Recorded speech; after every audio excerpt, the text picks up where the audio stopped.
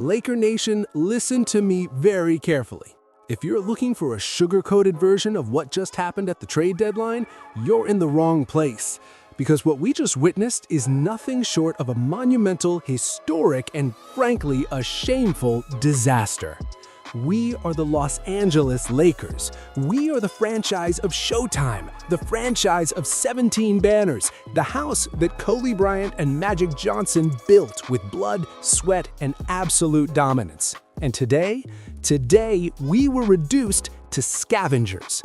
The trade deadline is officially over, the clock hit zero, and while the rest of the NBA was out there arming themselves for a war, Rob Pelinka and this front office left us standing in the middle of the battlefield with a pocket knife. The bombshell is out, and it's a bitter pill to swallow. The Lakers have officially pivoted to the buyout market. Think about that for a second. We have LeBron James, the greatest to ever do it, and Luka Doncic, a once-in-a-century talent. And our plan B is waiting for other teams to throw away their trash so we can pick it up? The reports are everywhere. The Lakers are now desperately chasing Mike Conley. Yes, Mike Conley, a 38-year-old veteran who has been passed around like a hot potato from Minnesota to Chicago to Charlotte in the last 48 hours. We are praying that a man in the twilight of his career can come here and save our perimeter depth because our front office failed to land a real secondary star or a defensive anchor when the window was wide open. Let's talk about the reality of Mike Conley. Maxwell Ogden and the insiders are trying to tell us this is a subtle and smart move. Smart? It's a move of pure desperation.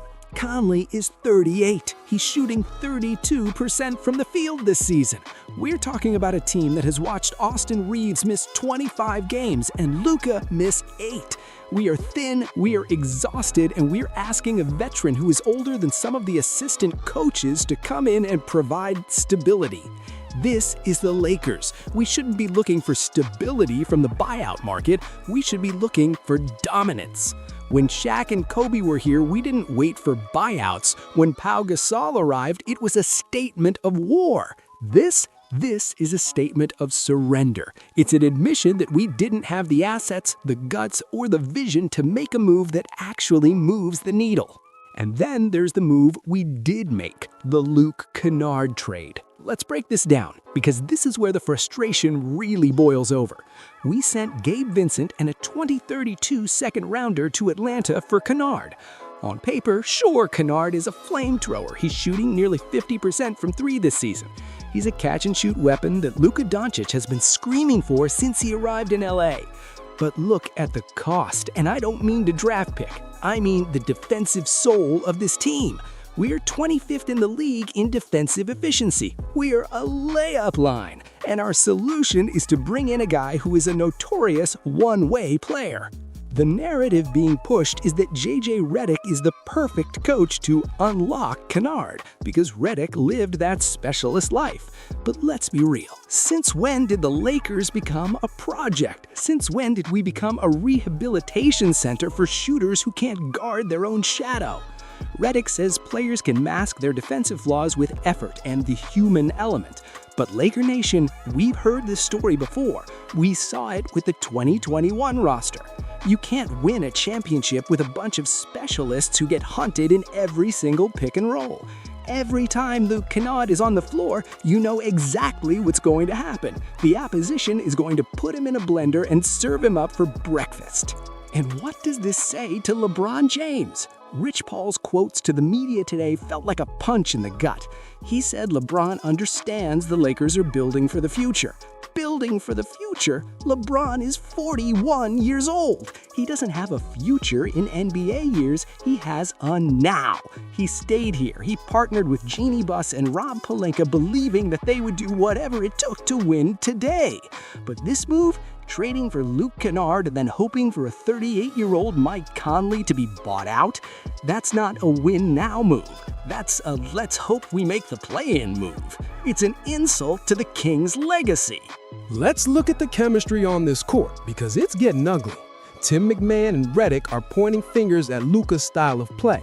They're saying he needs to trust the pass. They're claiming his ball dominance is draining the life out of our defense. And you know what? There's a grain of truth there, but it's a symptom of a larger disease. If the front office doesn't give Luka and LeBron players they can trust, of course they're going to dominate the ball. We are the only team in the league that travels less than 9 yards on the offensive end.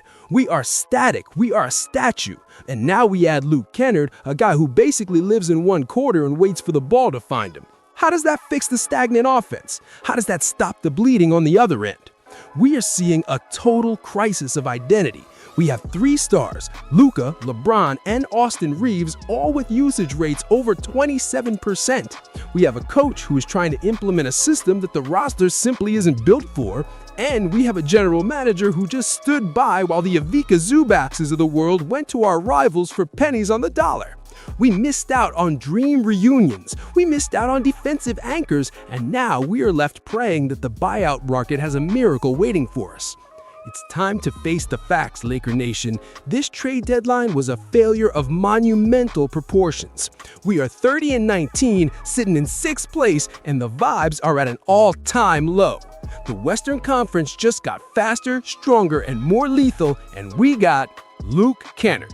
If Mike Conley doesn't sign, or if he doesn't have an elite impact, this season is on life support. We are witnessing the potential final months of LeBron James in a Lakers jersey, and it's happening because the people in charge couldn't find a way to give him a real chance to compete. In conclusion, we are in the middle of a historic storm. We have a roster that is unbalanced, a defense that is non-existent, and a front office that is scavenging for scraps.